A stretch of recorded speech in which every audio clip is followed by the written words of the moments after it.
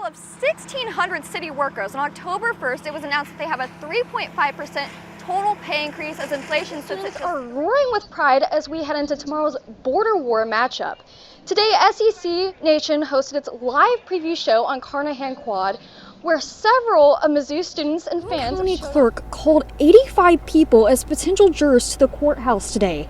By late afternoon, officials completed juror selection. Jurors will hear the case against Sarah Brown for her alleged role. The phrase "No Kings" has been used at several protests across the country, including this one here just right behind me. May only be as good as the access animal control is given. Before they come to the property, they must give the owner a phone call. No surprise visits are allowed. And when they do come to the property, they can ask the owner to see the animals, but the owner can deny. It's actually pretty simple. Let me show you. So what you do is you pull down this box. Now, you really want to keep it down because it can flip up very quickly. And you'll pick up this scanner and you'll scan the animal inside of it, and it will show you whether the animal is chipped or not and show you where the animal belongs. So you probably wonder, how are you allowed to chalk in speaker circle? Well, let me tell you. Or actually, let me show you. So what you're allowed to do is write on plain concrete like this, right? But what you can't do is within 25 feet from any exit of the building surrounding speaker circle or it touching brick pavement. And you also have to be mindful of your First Amendment rights and how it interferes or interacts with the Title VI policy. This is the second time Columbia took part in the nationwide rally known as the No Kings protest. This year, while people protested several issues, quarterback, the Tigers now have to play the Aggies with a rookie quarterback, Matt Zollers. Columbia city workers say recent pay adjustments have been crucial. Tonight, we look at how the past few months of negotiation factors into the city's broader pay discussion. They return home. I met one woman whose experiences led to years of silence and isolation, but eventually hope and a willingness to help others. When Carol Thompson enlisted in the Army at 17, she thought it was a safe haven from the trauma she endured throughout her childhood. But during her service, she found it was the extension of her childhood abuse.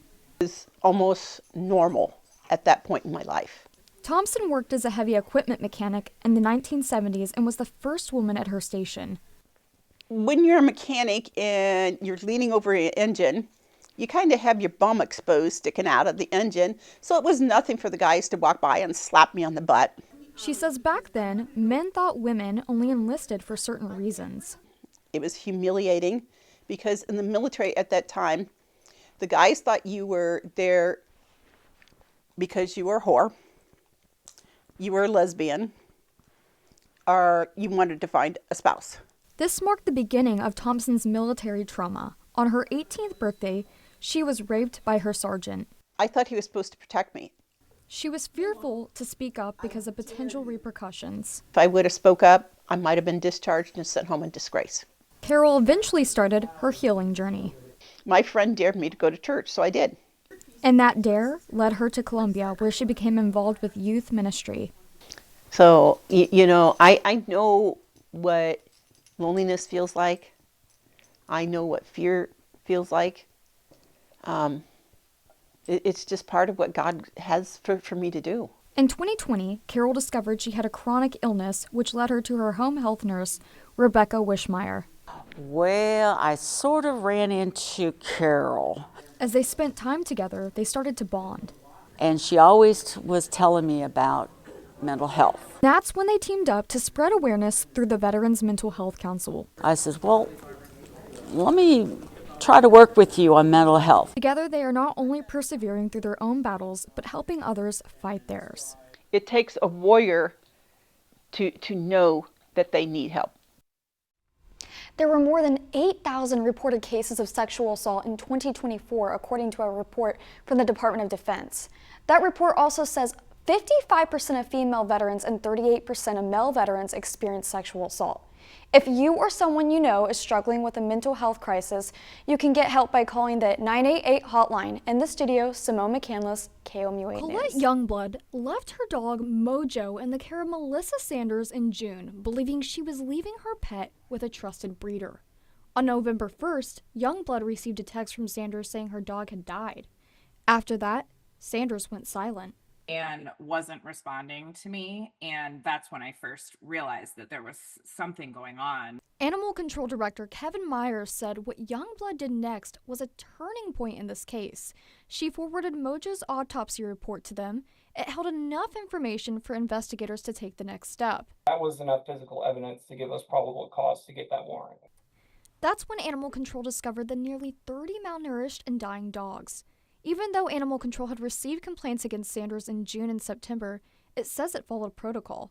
The first report claimed abandonment and prompted Animal Control to visit her property and met with her. But that visit may only be as good as the access Animal Control is given. Before they come to the property, they must give the owner a phone call. No surprise visits are allowed. And when they do come to the property, they can ask the owner to see the animals, but the owner can deny. At June's inspection, Sanders only allowed them to see some of the dogs. And after that visit, their official report states that there was no substantial evidence to confirm abandonment. It's totally report based. I mean, if we don't get reports from parties that something's going on so we can go back and recheck, it's tough. In cases where violations aren't immediately clear, Myers says the department's first goal is compliance, not enforcement. So our main goal is if we can talk to the owner, even if they have an issue going on, if it's something that's, not totally heinous and we can work with them to fix, we'll start there, and we'll give them time and recheck. But in this case, officials cannot legally recheck. What was showed was there were no violations. So at that time, everything that the officer was shown was in good condition. There was another complaint against Sanders filed in September, but no repeat visit was made. Myers says they followed all the rules and are careful not to violate people's personal rights. I think the blame lies solely in her. For Youngblood, all she has left are memories of Mojo. In Columbia, Simone McCandless, KOMU 8 News.